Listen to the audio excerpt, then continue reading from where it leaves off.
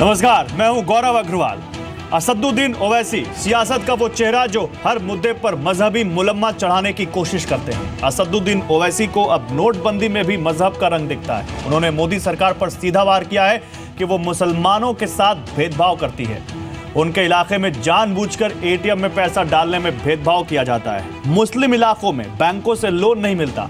दरअसल ओवैसी बयानवीर हैं, उन्हें दलीलों और आंकड़ों से कोई मतलब नहीं। उनका मकसद सत्ता है मजहबी सियासत से, और वही तो नोटबंदी पर भी कर रहे हैं। सवाल है, नोटबंदी को धर्म से जोड़कर ओवैसी साबित क्या करना चाहते हैं? क्या उन्हें ऐसे भड़काऊ बयान देने के पहले किसी तरह की कोई पड़ताल नहीं करनी चाहिए थी? और यही है इस वक्त की बिग स्टोरी बिग डिबेट, नोटबंदी का धर्म कनेक्शन। मेरे साथ इस पर बात करने के लिए कुछ खास मेहमान जुड़े हैं। मेरे साथ इम्तियाज जलील हैं, लीडर AIMIM। मेरे साथ जफर इस्लाम जुड़ रहे हैं, स्पोक्स पर्सन है आप बीजेपी के। मेरे साथ चरण सिंह सापरा है, स्पोक्स पर्सन कांग्रेस। मोहम्मद शाहिद है, spokes person Samajwadi party. Rakesh Sinha मेरे साथ इस पैनल में है, RSS थिंकर। राजीव रंजन है, JDU के प्रवक्ता है। तो इन सब से हम बात करेंगे, लेकिन उससे पहले ये रिपोर्ट देखिए।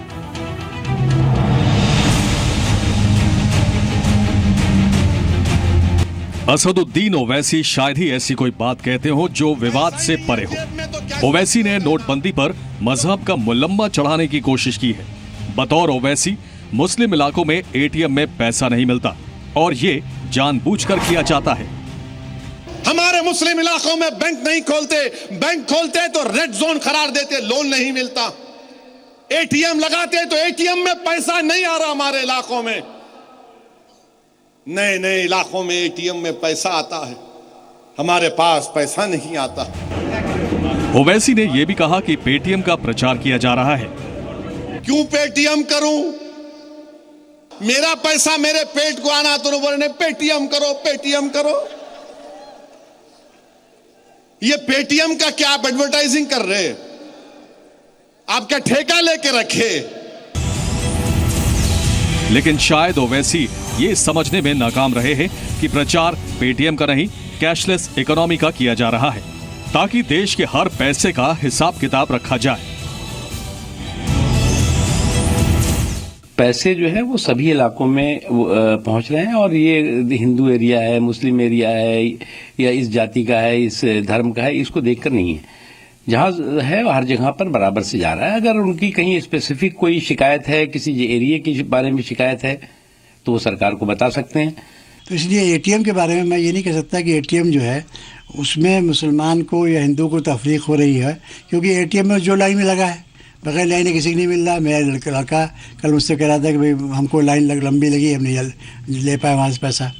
तो वो तो सबके साथ एक जैसा है। ओवैसी जी का बयान तो हमेशा इसी तरह का आते रहता है। वो हर चीज़ मुस्लिम एंगल से ही देखने का काम करते हैं, तो उनके बयान पर मुझे तरस आता है। और जहाँ तक नोटबंदी के बाद लोगों को तकलीफ उठाने का मामला है, एटीएम में पैसे नहीं हैं, ये पूरे देश में आज ये हालात पैदा हो गई है। तो नोटबंदी का धर्म कनेक्शन, आज बिग स्टोरी बिग डिबेट में इसी पर हम बात कर रहे हैं। और इम्तियाज जलील, लीडर AIMIM मेरे साथ जुड़ रहे हैं, उनके पास सबसे पहले चलेंगे। इम्तियाज जलील साहब, आपके नेता असदुद्दीन ओवैसी साहब ने एक ऐसा बयान दे दिया जिसने नोटबंदी के दौरान एक नई बहस छेड़ दी है। अभी तक हम दिखा रहे थे खबरें कि आम आदमी परेशान है, अभी तक हम दिखा रहे थे लोगों को कि लोग कतार में खड़े हैं, एटीएम के बाहर खड़े हैं, उनको पैसा नहीं मिल रहा। आपके नेता ने तो कह दिया कि लोग मुस्लिम बहुल इलाकों में एटीएम में पैसे नहीं आ रहे। मतलब इसमें भी क्या आपको और आपकी पार्टी को लगता है कि सरकार धर्म देख के एटीएम और बैंकों में पैसा डाल रही है? जी देखिए, हमने साफ ये बात कही है कि जो माइनॉरिटी डोमिनेटेड एरियाज है, सबसे पहली बात तो ये है कि अगर आज हिंदुस्तान के अंदर सबसे कम बैंक ब्रांचेस, मेरे अपने शहर के अंदर मैं आपको ऐसे कितने इलाके बता दूं जहां पर बैंक सादी सी एक कोऑपरेटिव बैंक तक नहीं है। नेशनलाइज्ड बैंक तो बहुत दूर की बात है। तो जब बैंक्स ही नहीं है तो एटीएम्स भी नहीं है, और जो इक्का दुक्का एटीएम्स है तो वहां पर जितना पैसा जो डेवलप्ड एरियाज के अंदर जा रहा है, ऐसे मुस्लिम डोमिनेटेड एरियाज के अंदर कम आ रहा है। ये हमारी सोच है, हम देख रहे हैं, फीडबैक हमें। इम्तियाज जलील साहब, मुझे मालूम है कि आप एक पत्रकार भी रहे हैं, मुझे मालूम है कि आप एक इंटेलेक्ट पर्सनालिटी हैं, और इम्तियाज जलील साहब, मुझे ये भी मालूम है कि फैक्ट्स आपने भी कुछ देखे होंगे इस बहस में आने से पहले। हमारे पास अच्छा खासा आंकड़ा है, अल्पसंख्यक मंत्रालय की वेबसाइट से लिया है हमने, जिसमें हम ये बता सकते हैं कि मुस्लिम बहुल इलाके या माइनॉरिटी डोमिनेटेड एरियाज में सरकार की तरफ से क्या कुछ किया गया, और ये हम बताएंगे भी। लेकिन इम्तियाज अली साहब, उससे पहले मैं आपसे सवाल पूछना चाहता हूं। आपने जो बात उठाई और जो बात असदुद्दीन ओवैसी ने कही है, उन दोनों में फर्क है। आप कह रहे हैं कि माइनॉरिटी डोमिनेटेड एरियाज में बैंक पहले से ही नहीं है, एटीएम पहले से नहीं है। आपके नेता कह रहे हैं कि बैंकों में और एटीएम में उन इलाकों में पैसा नहीं आ रहा। उस बात को और इस बात में आपको फर्क नहीं लगता? जी देखिए, दोनों ही बात एक जैसी ही है, सिर्फ शब्दों का अलग अलग इस्तेमाल हो रहा है। नहीं सर, एक बात नहीं है। हम देखिए, मैं जो बात कह रहा हूं और असद अवैसी साहब ने जो कहा है कि आज क्या वजह है कि मुस्लिम इलाकों के अंदर ऐसा आपको आ नहीं रहा है एटीएम के अंदर, तो हम सरकार को नहीं बता सकते हैं, क्योंकि एटीएम में पैसा प्रोवाइड करने का ये आउटसोर्सिंग कर दिया गया है प्राइवेट कंपनी को। एक लॉजी कैश नाम की कंपनी है और एक सीएमएस नाम की कंपनी है। अगर हमने ये कहा है तो हम चाहते हैं सरकार की तरफ से खुलासा करें और हमें 1 महीने के अंदर कितना पैसा इन इलाकों के एटीएम्स के अंदर डाला गया है। अगर हम गलत होंगे तो हम आपसे कह देंगे कि सही नहीं साहब, हमारे को हम जो कह रहे हैं ये लोगों के फीडबैक से कह रहे हैं कि लोग आगे जब ये कह रहे हैं कि नहीं साहब, औरंगाबाद के अंदर इस इलाके के अंदर तो वहां पर एटीएम है, हमको वहां पर जाके लेना पड़ा। लेकिन सर आप ये बताइए ना, कितना अच्छा होता आपने नोटबंदी से पहले ये इशू उठाया होता। क्या नोटबंदी से पहले एटीएम और बैंक ना होने की वजह से लोगों को दिक्कत नहीं आ रही थी? आप तो ये कह रहे हैं कि नोटबंदी के बाद ही ये सारी मुसीबत आई है। आप जो बात कह रहे हैं ये तो पहले से बैंक नहीं होंगे। आपने, आपकी पार्टी ने कितनी बार इस मुद्दे को पब्लिक फोरम पर संसद में कब उठाया सर? आपके नेता ने 5 बार बयान दिया है, उसमें भी उन्होंने कभी इस बात का जिक्र नहीं किया। कल की रैली में वो आते हैं और एकदम से एक बात छेड़ते हैं और उसका धर्म से जोड़ देते हैं नोटबंदी का कनेक्शन। नहीं देखिए, हमने अगर सच्चाई बयान की है कि अगर कुछ इलाकों के अंदर लोगों को तकलीफ हो रही है तो तकलीफ अब लोगों के साथ मीडिया को भी हो रही है। सर तकलीफ हो रही है, I totally agree with you, तकलीफ हो रही है, लेकिन उसको आप हिंदू मुस्लिम के चश्मे से मत दिखाइए। मेरा सवाल यह है, तकलीफ दिल्ली में भी हो रही है, तकलीफ दूसरे इलाकों में भी हो रही है और धीरे धीरे तकलीफ कम भी हो रही है। ऐसा नहीं है कि हर जगह तकलीफ हो रही है। साहब, मैंने आपको पहले भी कहा है कि अगर हम गलत हैं तो आप आंकड़े दिखा दीजिएगा। और आप जहां तक ये कह रहे हैं कि हमने कितनी मर्तबा ये आवाज उठाई है, हम ये कहना चाहते हैं जो सरकारें थी उन सरकारों ने बहुत सारे कमीशंस बनाए थे कि मुसलमानों के इलाकों के रिपोर्ट्स देखने के लिए। मैं आपको बता दूं, सच्चर कमीशन जो गवर्नमेंट अपॉइंटेड कमीशन था, उसके 123 नंबर पेज से लेके 140 नंबर पेज तक का यही बात बताई गई है। कुंडू कमेटी जो सरकार द्वारा अपॉइंटेड कमेटी थी, उसने 146 पेज नंबर से लेके 149 पेज नंबर तक यही बात बताई है कि किस तरह मुस्लिम इलाकों के अंदर बैंकिंग सेक्टर को पहुंचाया। मेरे साथ जफर इस्लाम है, स्पोक्स पर्सन है बीजेपी के और खुद वो माइनॉरिटी कम्युनिटी से आते हैं। जफर इस्लाम, इसलिए हो सकता है कि आप इस बात को ज्यादा अच्छे तरीके से रिलेट कर सकें और ज्यादा अच्छे तरीके से समझा सकें जो बात असदुद्दीन ओवैसी और उनकी पार्टी कह रही है। जफर इस्लाम, आपने, आपकी सरकार ने या आपकी सरकार में जो भी एडमिनिस्ट्रेशन है उसने माइनॉरिटी डोमिनेटेड एरियाज या मुस्लिम बहुल इलाकों में ना तो बैंकों में पैसे पहुंचाए हैं ना एटीएम में पैसे डाले हैं और वहां लोगों को ज्यादा दिक्कत हो रही है। जानबूझ के किया है, बगैर जाने किया है, ये इम्तियाज जलील ज्यादा बेहतर बताएंगे, लेकिन ऐसा हो रहा है। जवाब दीजिए। देखिए गौरव साहब, मुसलमान कौम का सबसे बड़ा दुश्मन असदुद्दीन ओवैसी ने आज फिर एक बहुत ही अफसोसनाक बयान दिया है, जिसको वर्गलाने वाला, डिवाइड करने वाला और जिसको लोगों को गलत राह पे ले जाने वाला वो बयान जो फिर से एक बार असदुद्दीन ओवैसी ने दिया, सिर्फ अपने पॉलिटिकल मफाद के लिए। कोई कौम से हमदर्दी नहीं है। वो ये बयान सिर्फ दे के अपनी सत्ता की रोटनी सेकने चाहते हैं और अपने सिर्फ 2-4 सीट जीतने के लिए मुसलमान के इलाके में जाके इस तरह के बड़ा इररिस्पॉन्सिबल स्टेटमेंट देते हैं, रिस्पॉन्सिबल भाषण दिया है इन्होंने। बड़ा अफसोस होता है कि एक मुस्लिम होके ये इस तरह के भाषण देते हैं ना। मैं फैक्ट्स एंड फिगर्स पे आता हूं। देखिए, सबसे पहले तो मैं इनसे पूछता हूं, जो ये इम्तियाज अली साहब, ये बताइए आप जो मुसलमानों के रहनुमा कहां से हो गए, और अगर है तो बैंक से उनको इतना दूर इतने साल से क्यों रखा?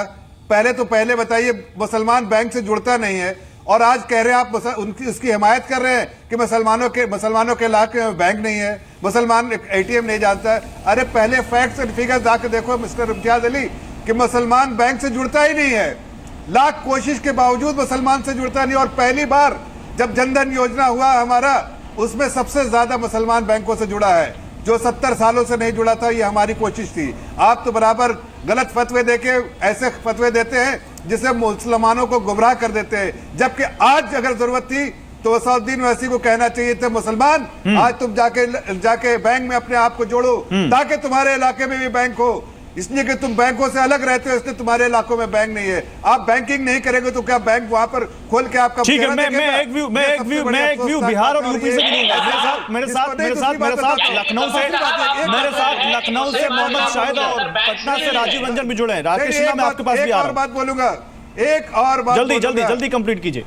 एक बात और बोलूंगा कि देखिए, एटीएम कहीं पर एक इलाके में एटीएम का मतलब नहीं कि उसी इलाके के लोग निकालेंगे। बड़े बेवकूफ इंसान है कोई अगर ये सोचे एटीएम उस इलाके के लिए। एटीएम कहीं भी इंडिया के किसी कोने, दुनिया के किसी कोने में भी है। ये एक ऑप्शन है आपको कि आप जाके खुद से पैसे कियोस्क है जाके निकाल दीजिए। ये कहना कि मेरे इलाके में एटीएम पैसा नहीं है, इस सबसे जाहिलाना पढ़े लिखे लोग नहीं। लेकिन मुसलमान को जैसे लोग बैठे हैं, आने दीजिए, दूसरे लोगों को आने दीजिए। ये कहां? अरे आपके जैसे लोग जब तक इस कौम के आपके जैसे लोग जब तक इस कौम के लोग के बारे में बात करेंगे वो मुसलमानों का कभी। चलिए मैं आऊंगा, इम्तियाज जलील मैं आऊंगा आपके पास। जफर इस्लाम होल्ड ऑन, जफर इस्लाम में आ रहा हूं आपके पास। लेकिन आज मेरे पास एक बड़ा ही डाइवर्सिफाइड पैनल है। एक मिनट मेरे साथ दिल्ली से, मुंबई से, पटना से, लखनऊ से, औरंगाबाद से इम्तियाज जलील जुड़े हुए और कमोबेश पूरे देश की पिक्चर हम अपने इस पैनल में देख सकते हैं। तो आज इसी पैनल से सर्वे कर लेते हैं। मोहम्मद शाहिद आपके पास आऊंगा, राकेश सिन्हा आ रहा हूं आपके पास। मोहम्मद शाहिद, क्या आप भी कहेंगे कि लखनऊ में या उत्तर प्रदेश में बहुत सारे मुस्लिम और इलाके हैं, वहां भी यही है कि वहां पैसे नहीं जा रहे हैं और जो मुस्लिम और इलाके हैं वहां पैसे जा रहे हैं? गौरव भाई, मुझे दो तीन मिनट चाहिए पूरी बात अपनी करने के लिए। सबसे बड़ी बात यह है कि जिस शख्स की आपने बात छेड़ी है यहाँ, वो इतनी बड़ी शख्सियत नहीं थी कि उनके बयान पर ये डिबेट रखी जाए। एक बात, इस देश के लोग परेशान हैं, उसमें हिंदू आप ऐसी बात कह रहे हैं, इम्तियाज जलील को बुरी लग जाएगी आपकी बात। राजनीति, एक सेकंड, नहीं, एक मिनट नहीं, लगने दीजिए। ये न्यूसेंस हैं। ये लोग भारतीय जनता पार्टी के पैसे पर इस तरह का बयानबाजी कर रहे हैं कि देश में जो ये परेशानी आई है नोटबंदी को लेकर, वो उस परेशानी से दिमाग हटा के हिंदू मुसलमान में बांट दिया जाए। ये इनकी जानबूझ के भारतीय जनता पार्टी के साथ साजिश है इस देश की। एक मिनट देखिए भाई, बीच में नहीं बोल रहा था। जफर इस्लाम की बात कीजिए। जफर इस्लाम आऊंगा आपके पास। जफर इस्लाम की बात हो जाए। अरे भाई, आप जफर इस्लाम 1 by 1, जफर भाई 1 by 1 पता है कि आप फतवा कौन देता है, आपको यही जब नहीं पता तो आप नाअहल हैं। नहीं, सुनिए, पूरी बात सुनिए। आप तो बड़ी बात है, जानकार है नहीं, फतवा आपको मालूम नहीं कि फतवा कोई ये नहीं दे सकते, एक ऑर्डिनरी आदमी मुद्दे पे रहते हैं। मोहम्मद शाहिद मुद्दे पे रहते हैं। मोहम्मद शाहिद, क्या नोटबंदी को धर्म से जोड़ के देखा जाना चाहिए? मोहम्मद शाहिद, क्या नोटबंदी को धर्म से जोड़ के देखा जाना चाहिए? पता ही नहीं मैंने क्या कहा। गौरव भाई सुनिए, नहीं सुनिए गौरव जी, मैंने इसीलिए कहा कि 2-3 मिनट का वक्त चाहिए। आज इस देश में जो समस्या परेशानियां हैं, इस देश में एटीएम में पैसा नहीं है, उस पर चर्चा होनी चाहिए। और कहीं से कोई समाधान नहीं हो रहा। ये सरकार सिर्फ गलत बयानी कर रही है कि एटीएम में पैसा है। मात्र एक लखनऊ शहर की मैं बता रहा हूं, बड़े बड़े नेशनलाइज बैंकों की बात बता रहा हूं, जहां पर 11 बजे अगर आता है तो 80,000 90,000 आता है। एटीएम की लाइन देख लीजिए आप, कम से कम 200 300 आदमी लाइन में जाड़े कड़कड़ाते हुए ठंड में लोग खड़े हुए। तो सर ये मुद्दा उठाइए ना मोहम्मद शाहिद, ये मुद्दा उठाइए ना। ये केवल लखनऊ की तस्वीर थोड़ी ना होगी। अगर लखनऊ में प्रॉब्लम है तो औरंगाबाद में, हैदराबाद में, मुंबई में भी ये प्रॉब्लम हो रही होगी। चरण सिंह साबरा, मैं आ रहा हूं आपके पास। गौरव भाई, No, I am talking about entire country. I am talking about entire country. I am talking about 125. Sir, संसद में बात आप करने नहीं देते, मुद्दा आप उठाने नहीं देते, और यहाँ जब आप बात करते हैं तो आप उसको धर्म से जोड़ देते हैं। एक मिनट देखिए, मैं क्या ना ये वही लोग हैं जो भारतीय जनता पार्टी के इशारे पर राजनीति कर रहे हैं। मैंने क्या कहा, भारतीय जनता पार्टी और असदुद्दीन ओवैसी साहब दोनों मिले हुए हैं। ये चाहते हैं कि इम्तियाज जलील जवाब दीजिए, फिर मैं आता हूं अपने दूसरे पैनलिस्ट के पास। जो बहुत समय नहीं है, इम्तियाज जलील जवाब दीजिए। इम्तियाज जलील नहीं करा पा रहे। इम्तियाज जलील, ये तो एक और बड़ा आरोप लग गया आपके ऊपर। उस पर चर्चा क्यों नहीं होती? इम्तियाज जलील, ये तो एक और बड़ा आरोप लग गया आपके ऊपर। जो 100 लोग मर गए। मैं आ रहा हूं जफर, एक मिनट। जफर भाई, एक मिनट आ रहा हूं। मैं जवाब देता हूं। मैंने जो ईमानदार है वो खुश है, जो बेईमान है वो परेशान है, जो एटीएम में खड़ा हुआ है दिन भर, यानी कि वो बेईमान है। जब तो भारतीय जनता पार्टी के कैबिनेट मिनिस्टर महाराष्ट्र में 90 लाख रुपए के साथ पकड़े जाते हैं, या रेड्डी ब्रदर की शादी में 500 करोड़ रुपया आप खर्चा करते हो। आप किसको ईमानदार बता रहे हो? इस देश में जितना बड़ा घोटाला ये नोटबंदी का है, इस देश की आजादी के बाद का सबसे बड़ा घोटाला नहीं, लेकिन एक सवाल बहुत बड़ा किया गया यहाँ पर इम्तियाज जलील, उसका जवाब दीजिए आप। तकलीफ हो रही है या नहीं तकलीफ हो रही है? लोग बहुत खुश हैं। नहीं, इम्तियाज जलील, आप तक मेरी आवाज आ रही तो आप उस सवाल का जवाब दीजिए जो मोहम्मद शाहिद ने उठाया। इस भारतीय जनता पार्टी के सिर्फ समर्थक खुश हैं, बाकी कोई खुश नहीं है। नहीं, खुश तो वो भी नहीं है, लेकिन उन्होंने एक नया मुद्दा उठा दिया। राकेश सिन्हा, मैं आपके पास आऊंगा, फिर आता हूं आपके पास चरण सिंह सापरा, 1 मिनट, और राजीव रंजन आ रहा हूं।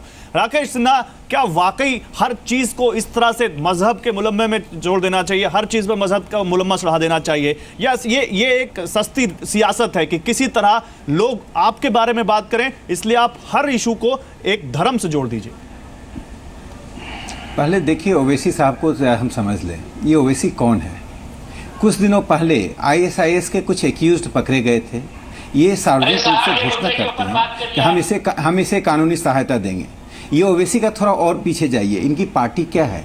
जो हैदराबाद में राजकारण की सेना थी, जो भारतीय सेना के खिलाफ लड़ रही थी, जो हिंदू महिलाओं के साथ बलात्कार कर रही थी, उसी राजकारों की विरासत लेकर चल रहे हैं। तीसरी बात कह के फिर मैं आता हूं नोटबंदी पर।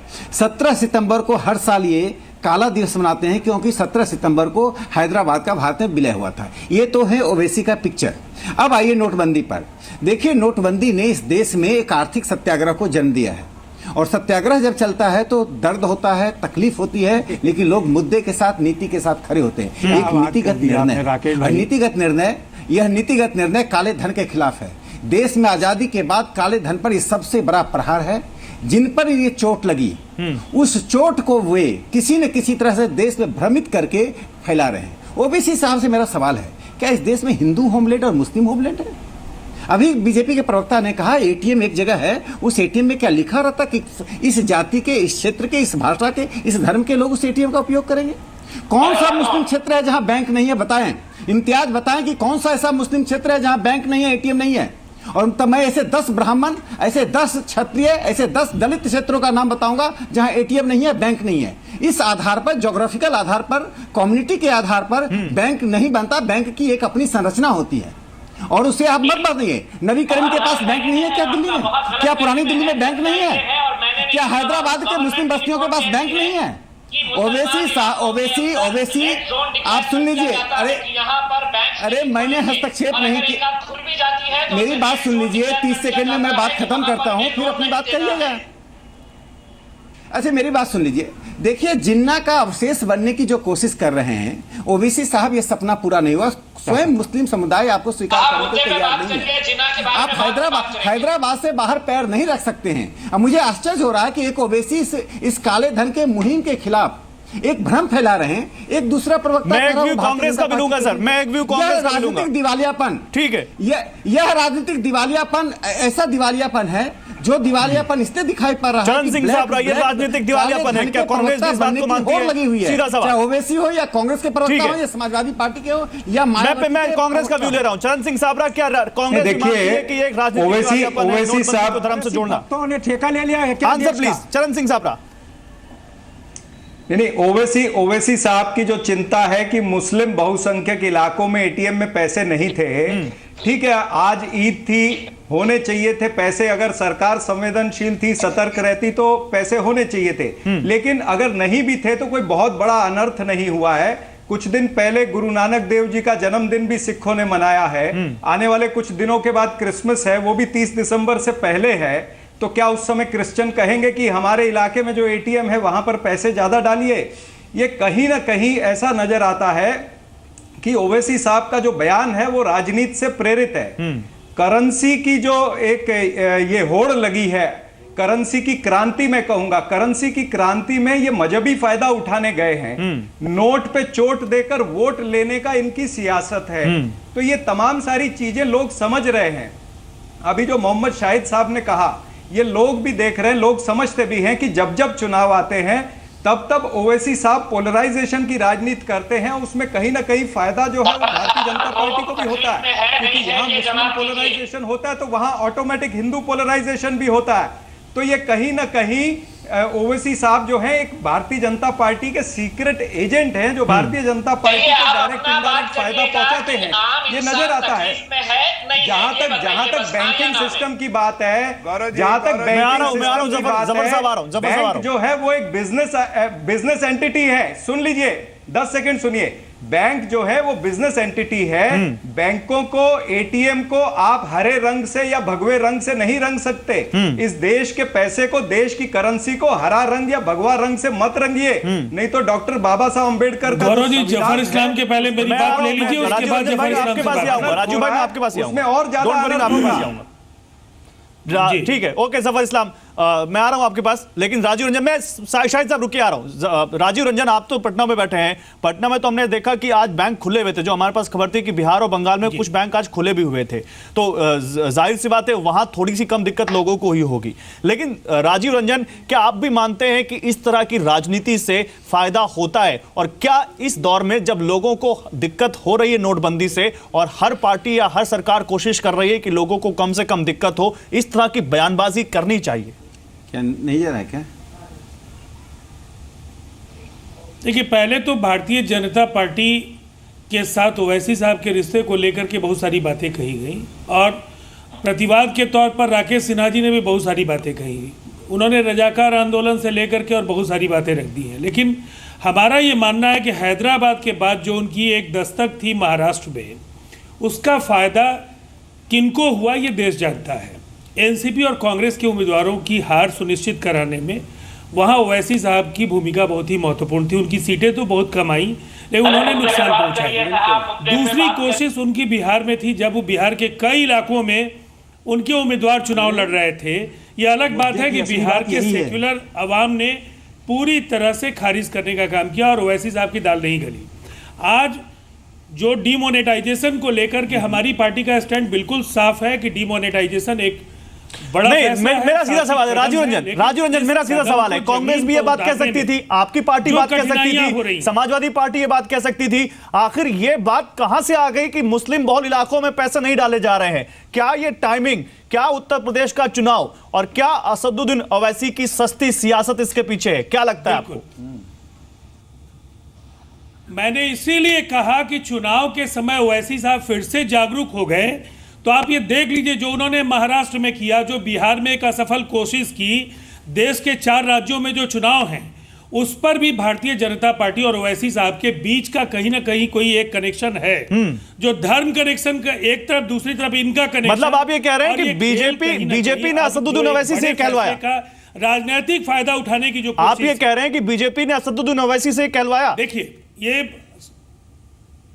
जो दिखता है वो इसके पहले जो उन्होंने किया। चलिए जवाब लेते हैं, तब तो जफर इस्लाम आप कटघरे में आ गए। जफर इस्लाम 60 गांठ है आपकी, इम्तियाज जलील से मैं जवाब दूंगा, कुछ तकनीकी दिक्कत है, लेकिन जफर इस्लाम जवाब दीजिए। जफर इस्लाम 60 गांठ है आपकी, और आप करवा रहे हैं सब। मैं आ रहा हूं राजीव रंजन, केवल मैं अपनी बात खत्म। अच्छा, कंप्लीट कीजिए, जल्दी बात। मैं एक बात केवल पूछ रहा हूं गौरव जी, जफर इस्लाम साहब से मैं केवल एक बात पूछ रहा हूं, चाहे वो हिंदुओं का इलाका हो या मुसलमानों का इलाका हो, एटीएम को लेकर के जो कठिनाइयां हैं वो जरूर भारतीय जनता पार्टी की सरकार की एक बड़ी नाकामी है, और इसको धर्म के साथ जोड़। तो सर ये सवाल उठाइए ना, धर्म से क्यों जोड़ा जा रहा है? बड़े फैसले को कहीं ना कहीं धर्म से क्यों जोड़ा जा रहा है? जफर इस्लाम सवाल का जवाब दीजिए। सब आपका किया, आपको कटघरे में खड़ा कर दिया सब तमाम पार्टियों ने। अब ये सुन लीजिए, हाँ सुनिए। देखिए गौरव जी, बड़ा अफसोस के साथ कह रहा हूं, जितनी भी पॉलिटिकल पार्टी के रिप्रेजेंटेटिव बैठे हैं, सबको ये समझ में आ रहा है कि देश की जनता जो है इस नोटबंदी के बाद भारत सरकार के साथ, प्रधानमंत्री के साथ बहुत मुस्तैदी से खड़ी है। They are rallying behind the prime minister. ये देखकर इनमें होड़ बची है, इन सारे जो पॉलिटिकल पार्टी में इनका दिवालियापन दिख रहा है। दूसरी बात, अगर भारतीय जनता पार्टी सबसे पहले कॉम्युनल पार्टी हमें बनाते हैं, लेकिन खुद कॉम्युनल है। उन्होंने एक मिनट सुन लीजिए, आप सुनिए, अरे आप सुन लीजिए, अभी आपने बोल दिया, मैंने सुन लिया आपको। एक मिनट सुन लीजिए, आप जानकारी के साथ बात करें तो अच्छा है। सुन लीजिए, जो सियासत करना चाह रहे हैं हम लोगों ने उस पर प्रहार किया। सुन लीजिए, हो गया, सुन ली आपकी बातें, सुन ली। अब ये बात जो है इसको राजनीतिक कलर देना, इसको पब्लिक के इमोशन से खेलना, ये बहुत दिन से चला रहे थे और उसका कोई असर आम पब्लिक पे बिल्कुल नहीं हो रहा था। इसलिए कि देश की जनता जान रही है कि ये एक ऐसा साहस भरा कदम लिया प्रधानमंत्री ने जिसका फायदा देश को होगा, किसी पॉलिटिकल पार्टी को नहीं होगा। अगर पॉलिटिकल पार्टी को होता रहता तो भारत के प्रधानमंत्री अगर पॉलिटिकली मोटिवेटेड डिसीजन होता तो कभी नहीं लेते। इसका मालूम है इससे कि इससे पॉलिटिकली मोटिवेटेड डिसीजन नहीं है, इससे देश के हित का डिसीजन था, इसलिए उन्होंने साहस भरा डिसीजन लिया। इसलिए जब इन्होंने बहुत कोशिश की, लोगों के इमोशन से खेलने की कोशिश की, लेकिन लाइन में खड़ा हर आदमी भारत के प्रधानमंत्री की प्रशंसा नहीं तो आप ये कह रहे हैं जफर आलम, जफर इस्लाम, माफ कीजिएगा, जफर इस्लाम, तो आप ये कह रहे हैं कि आपका AIMIM से कोई गठबंधन नहीं है, पर्दे के पीछे कोई साठगांठ नहीं है, और ये सब जो हो रहा है असदुद्दीन ओवैसी जो कह रहे हैं इसके पीछे बीजेपी का कोई हाथ नहीं है। अरे गौरव साहब, अगर कोई सेक्युलर पार्टी इस हिंदुस्तान में है तो वो सिर्फ भारतीय जनता पार्टी है। हमें कलंक लगाते हैं, लेकिन खुद सबसे अपने गरिमा में झांक के देखे कितने कॉम्युनल पार्टी है कांग्रेस, उसने पूरी जिंदगी डिवाइड किया मुसलमानों को, दलित को और राज किया। हम सर्व करने आए हैं, देश की सेवा करने आए हैं, पार्टी लोगों को बांट के जीतना नहीं है। हम लोगों की सेवा करके जीतेंगे और हम लोग की सेवा, देश की सेवा। अब मुझे एक बात, जनता दल के लोग कह रहे थे, नहीं जनता दल के यू के रिप्रेजेंटेटिव कह रहे थे, और गौरव जी मैं बोलना चाहूंगा,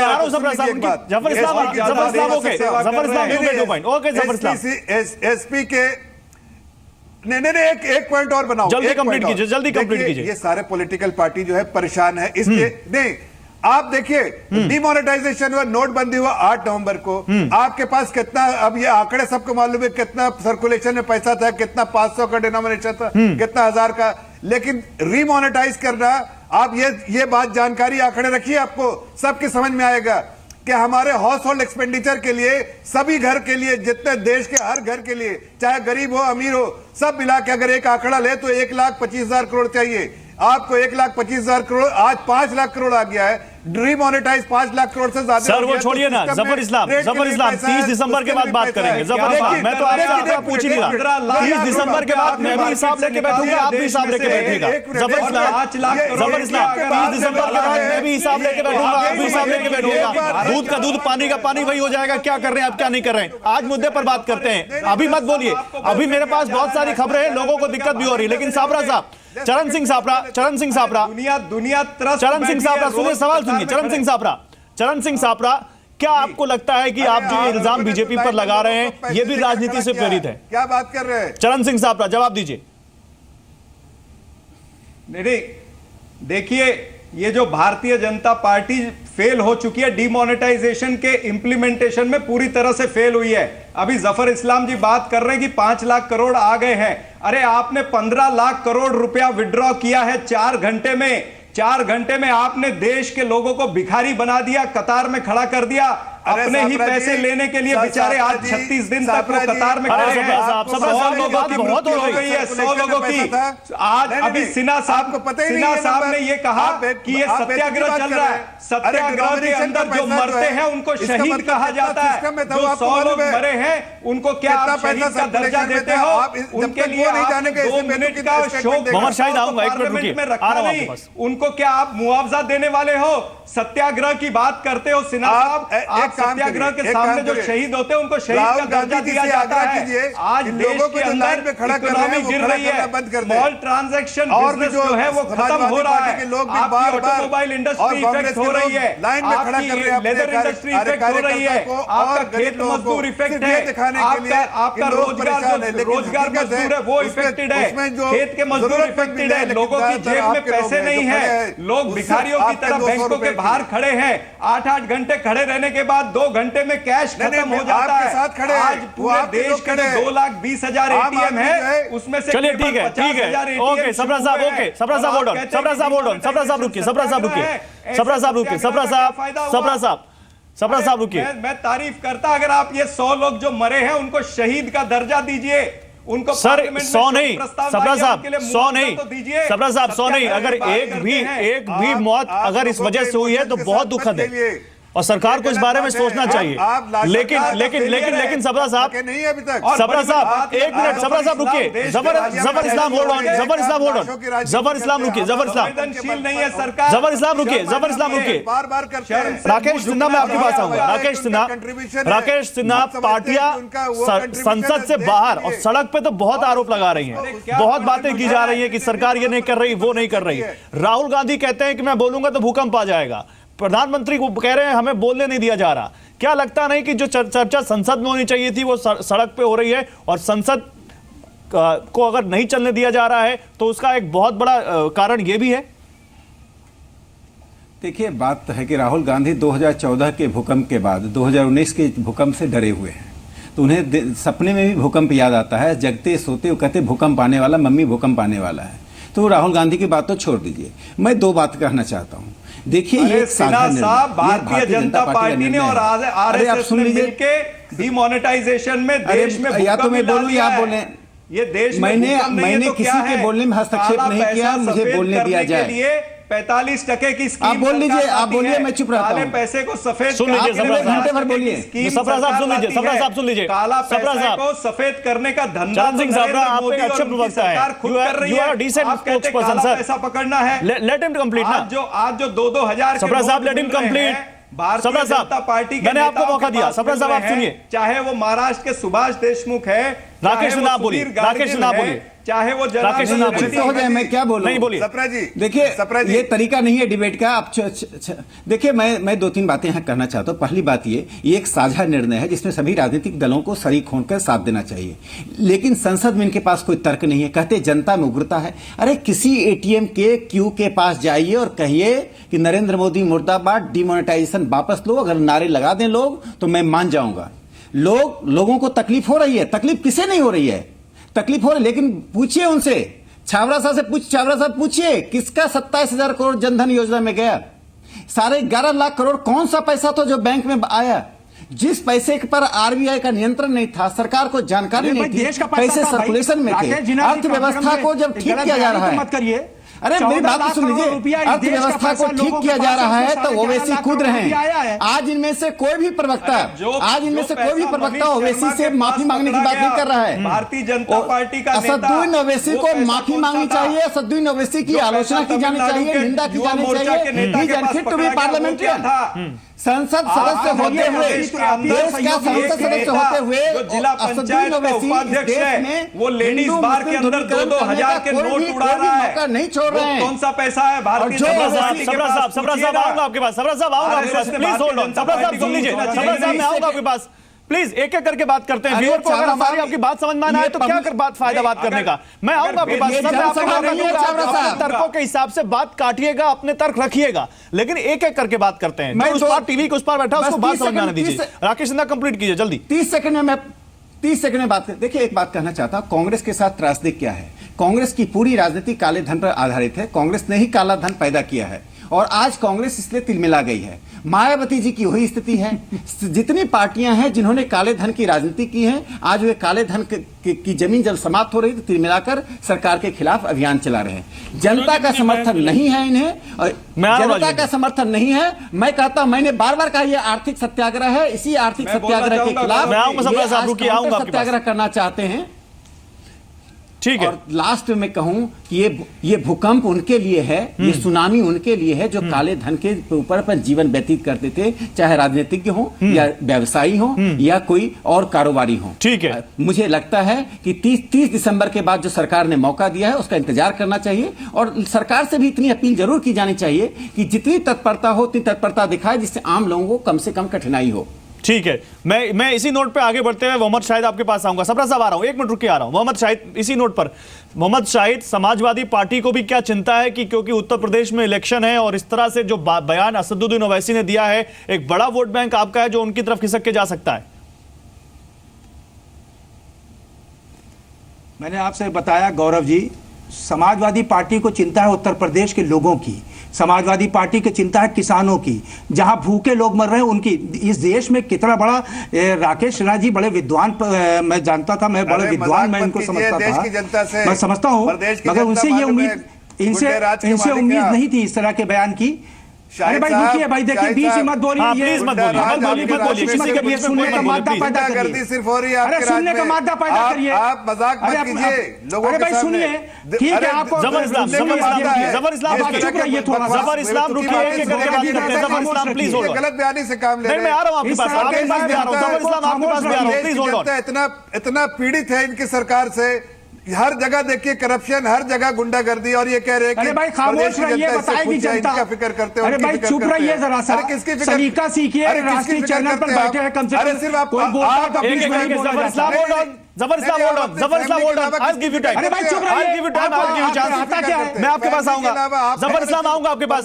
मोहम्मद शाहिद बोलिए, मोहम्मद शाहिद आप बोलिए, मोहम्मद शाहिद आप बोलिए। जबर इस्लाम आ रहा हूं आपके पास। Creating a nuisance, Jabar Islam creating a nuisance only. Mohammed Shahid बोलिए। गौरव जी, उत्तर प्रदेश में आप ये देखिए, मैं राकेश भाई की बात कर रहा था, बोलिए बोलिए। कितनी अफसोस की बात है कि भारतीय जनता पार्टी के एक महासचिव जी ने कहा, जिनका नाम सहस्त्र बुद्धे था, उन्होंने कहा कि राशन की लाइन में भी लोग मर जाते हैं। कितना अफसोस की बात है। हमारे पास पैसा है, हमारी जनता के पास पैसा है, हमारी देश की जनता के पास पैसा है, हम अपना इलाज नहीं करा पा रहे हैं। अफसोस की बात और भी है मोहम्मद शाहिद, जानते हैं आप, हम अनाज नहीं खरीद पा रहे हैं। ये उतनी अफसोस की बात है मोहम्मद शाहिद, ये उतनी अफसोस की बात नहीं। सुनिए मेरी बात मोहम्मद शाहिद, सुनिए सुनिए मोहम्मद शाहिद, सुनिए मोहम्मद शाहिद, ये उतनी अफसोस की बात है जितनी अफसोस की बात यह है कि उत्तर प्रदेश में लोग लंबी लंबी कतारों में खड़े हुए हैं और आपके एक मंत्री के लिए शाम को बैंक खुल जाता है। यह भी उतनी अफसोस की बात है, इस पे भी बोलिएगा। नहीं नहीं नहीं नहीं, ये देखिए अपवाद नहीं, वो मत करिए। नहीं अपवाद नहीं, अगर एक भी ऐसा मामला हुआ तो आपको सफाई देनी पड़ेगी। चैनल पे मत दिखाइए। मैं क्या कह रहा हूं, नहीं मैं क्या कह रहा हूं, सुनिए।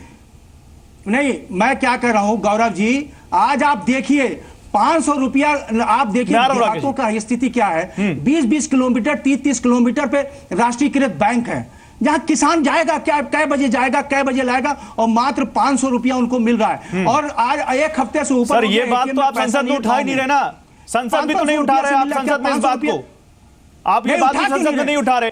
इस देश की संसद नहीं, देखिए नहीं, विपक्ष चाहता आर्टिकल 56। राजीव रंजन मैं आपके पास आता हूं, मैं फिर सभा साहब आऊंगा आपके पास। आप क्यों चाहते हैं कि आर्टिकल 193 पे बहस हो? आर्टिकल 56 पे क्यों नहीं बहस कराती है केंद्र सरकार? देखिए ये सरकार किसी तरह से इस देश के लोगों के खिलाफ है, और इसका गुस्सा ये भक्तों को छोड़ दीजिए, ये जो देश के नए भक्त हैं इनको छोड़ दीजिए, बैलेट पे आपको दिखेगा। अभी गौरव जी अगर इस नोटबंदी के खिलाफ बोलेंगे तो देशद्रोही सबसे बड़ा इलेक्शन होने वाले लोगों से अपेक्षा नहीं की जाती है नैतिकता का उपदेश दें। पूरा उत्तर प्रदेश एक खानदान के आपसी झगड़े में उलझा हुआ है। उत्तर प्रदेश का विकास नहीं हो रहा है। उत्तर प्रदेश सांप्रदायिक और वंशवाद दो पहिए। समाजवादी पार्टी की साइकिल के दो पहिए हैं, एक तो वंशवाद है, दूसरा सांप्रदायिकता है। आप राजनीतिक नैतिकता का उपदेश दे रहे हैं। बोल रहा था तो प्लीज, आप कौन सी राजनीतिक नैतिकता का उपदेश दे रहे हैं? किसे भक्त कर रहे हैं? नहीं, जब आप बोल रहे थे मैं नहीं बोल रहा था। जो साइकिल के पहिए में पहला पहिया सांप्रदायिकता का है, दूसरा पहिया वंशवाद का है। पिछले 3 महीने से वंशवादी राजनीति का नाटक पूरे देश ने देखा है।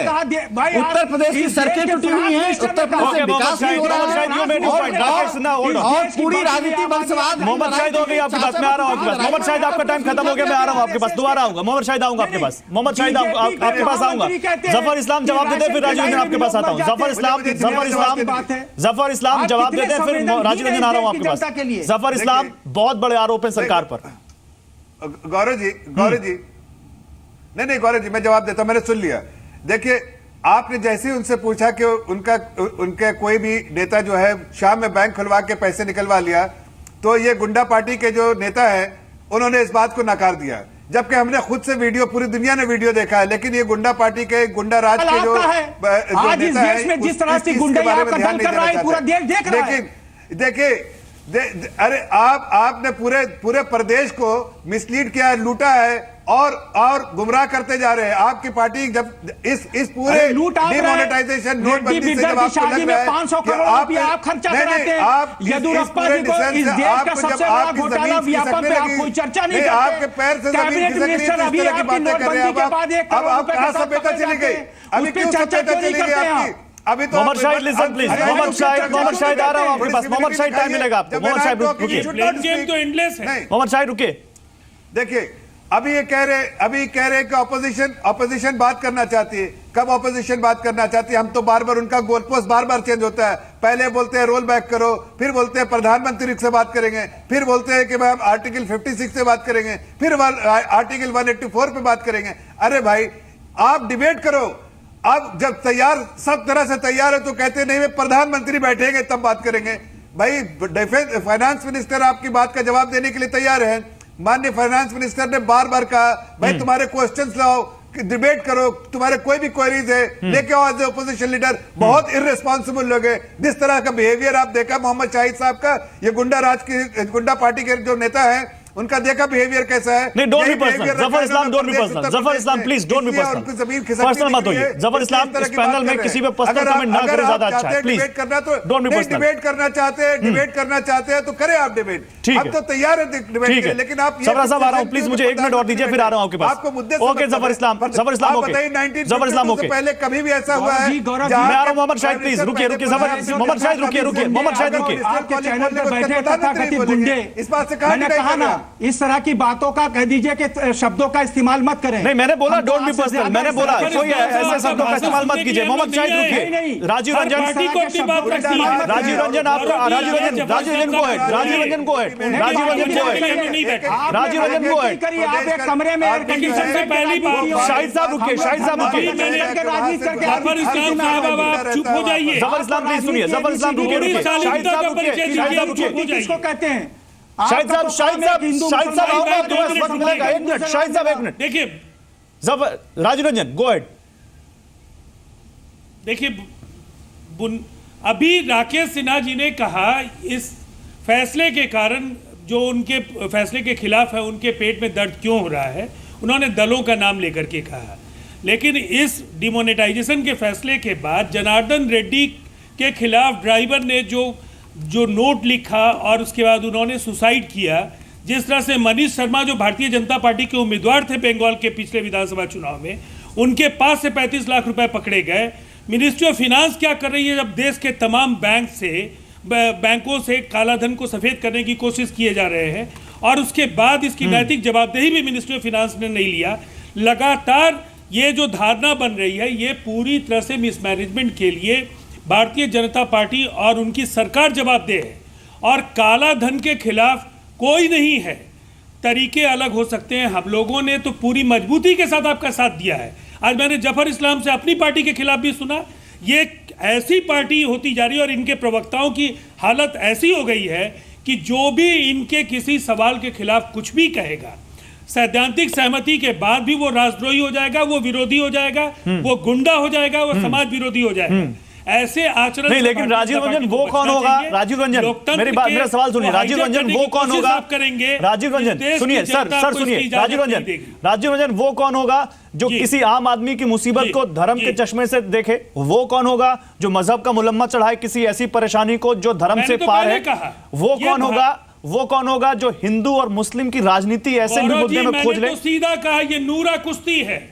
ये गौरव जी ये नूरा कुश्ती है भारतीय जनता पार्टी और गौरव जी मैं हस्तक्षेप करूं 30 सेकंड। गौरव जी मुझे 30 सेकंड चाहिए, मैं आऊंगा। और ये चुनाव सामने है, चुनाव में मुझे बस 30 सेकंड दीजिए, मैं राजीव जी का जवाब देना चाहता हूं। ये हमारा सीधा आरोप है। चलो ठीक है, सपना साहब आ रहा हूं, 30 सेकंड आपके पास, बोलिए सर।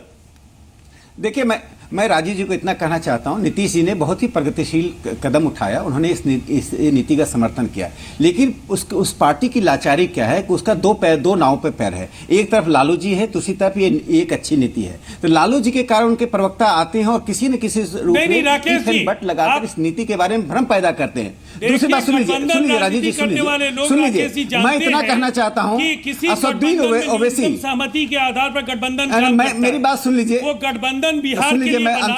कई सवालों पर हमारी असहमति हो सकती है और गठबंधन में, लेकिन मैं अपनी मैं आपकी बात इसलिए राजीव जी मैंने समझ लिया, मैं एक सकारात्मक तरीके से आप नहीं करना चाहते हैं। मैं एकदम मैं आपसे सहमत हूं, लेकिन समर्थन करने वालों को भी आप प्रतिष्ठा और उनका सम्मान करना नहीं जानते हैं। हमारा ये कहना है एक बात मैं कि आपके फैसले के साथ हैं, फैसले के गलत क्रियान्वयन की सजा पूरा देश भुगत रहा है और अब इसके राजनीतिक फायदे के लिए आप उन तत्वों से हाथ मिला रहे हैं जिनके साथ आपने महाराष्ट्र के चुनाव में ठीक है, घोषित समझौता ठीक है, किया। जवाब देते हैं। और एक मिनट उसके बाद राजीव रंजन रुकिए। चरण सिंह सापरा बहुत देर से बैठे हैं, उनके पास जाना है। राकेश सिन्हा जल्दी से अपनी बात कंप्लीट कीजिए। मैं सिर्फ इतना कहना चाहता हूं, देखिए एक बात तो जाहिर हो गई है, पिछले 60 साल में व्यवस्था चलने की तरह है गया, इतने छेद व्यवस्था में है। छोटे बैंक से लेकर आम आदमी को अनुभव हुआ कि छोटे बैंक के अधिकारियों से लेकर ऊपर के बैंक के लोगों ने इसमें दोहरा मापदंड अपनाया है। यह व्यवस्था में छेद कोई 2 साल में 2.5 साल में नहीं हुई है राजीव जी। यह आज साबित हो गया है कि एक अच्छे निर्णय के खिलाफ व्यवस्था के अंदर रहने वाले लोग किस प्रकार से उस निर्णय को नाकाम करने की कोशिश कर रहे हैं। तभी तो किसी के पास 2 करोड़ रुपया गया, किसी के पास 30 लाख गया, चाहे वो भारतीय जनता पार्टी का कार्यकर्ता हो या कांग्रेस का कार्यकर्ता हो। आज लड़ाई इस व्यवस्था को बदलने की है, इसीलिए मैंने कहा ये आर्थिक सत्याग्रह है। यदि यदि देश हित में आप खड़े नहीं होंगे तो मुझे लगता है कि काले धन के प्रवक्ताओं, काले धन के जमाखोरों ने इस नीति को भ्रमित करके इस नीति के खिलाफ जन आक्रोश पैदा करने की भरपूर कोशिश की है, कर रहे हैं। जो है डिमोनेटाइजेशन में नरेंद्र मोदी जी की विफलता पर पर्दा डालने का काम आरएसएस के, चलिए ठीक है, वो आरएसएस कर रही है। ये आपका तर्क हो सकता है। राहुल गांधी को बचा लीजिए, पार्लियामेंट के राहुल गांधी को भूकंप से बचाइए। पूछना चाहते हैं राहुल जी को बार-बार भूकंप लग रहा है, भूकंप का झटका लग रहा है। पार्लियामेंट में बैठना नहीं चाहते हैं, लोगों के मन की 10 बात जनपद सुनना को नहीं भूकंप चाहते से हैं प्रमाणित और करके अपने फिर मन से की बात बनाइए। केवल कहते हैं वो पार्लियामेंट के अंदर आकर के बैठे बोले ना, सवाल फेस नहीं, लेकिन चरण सिंह सापरा पार्लियामेंट की बात मैं पूछूंगा आपसे सर, मेरे पास उससे जुड़ा सवाल भी है और आंकड़े भी है। चरण सिंह सापरा, सवालों का भूकंप आ जाएगा। जिस चरण सिंह सापरा सुनिए सर, चरण सिंह सापरा मेरा सवाल सुन लीजिए। सबरा साहब भूल गए कि व्यापक सबरा साहब मेरा सवाल सुन लीजिए। सबरा साहब, ललित मोदी गेट का घोटाला ओके सर, मेरा सवाल सुन लीजिए। मैं आ रहा हूं आपके पास, आप ही को बोलना है। सबरा साहब मेरा सवाल सुन लीजिए। आप इतनी देर से मेरे साथ बैठे हुए हैं और मैं मानता हूं कि आप एक डिसेंट स्पोक्स पर्सन हैं, आप सवालों को सुनते हैं। चरण सिंह सापरा, दुनिया को भ्रष्टाचार, चरण सिंह सापरा, हमने असदुद्दीन ओवैसी के बाद से ये डिबेट शुरू की थी। चरण सिंह सापरा, मैं आ रहा हूं आपके पास मेरी आवाज आ रही कि नहीं आ रही? एक आखिरी नहीं, आपके पास मेरी आवाज आ रही कि नहीं आ रही? चरण सिंह सापरा मेरे साथ सवाल नहीं है छाबरा साहब। राकेश सिन्हा, चरण सिंह सापरा, अब तक मेरी आवाज आ रही कि नहीं आ रही? हाँ या ना? आप तक मेरी आवाज आ रही है? बात का जिक्र करना चाहूंगा। आप करिए सबरा साहब, आप तक मेरी आवाज आ रही है? देखिए सबरा साहब, आप तक मेरे आवाज आ रही है? ठीक है, तो मेरा सवाल सुन लीजिए। सबरा साहब मेरा सवाल सुन लीजिए। सबरा साहब मेरा सवाल सुन लीजिए। आप ही को बोलना है, आप ही का टाइम है। सबरा साहब, आप इतनी देर से मेरे साथ बैठे डिबेट में और आपने भी कहा कि ये गलत बात है, तो सबरा साहब आप बोलेंगे असदुद्दीन ओवैसी को, क्योंकि वो आपके सहयोग भी रह चुके हैं पिछली सरकारों में।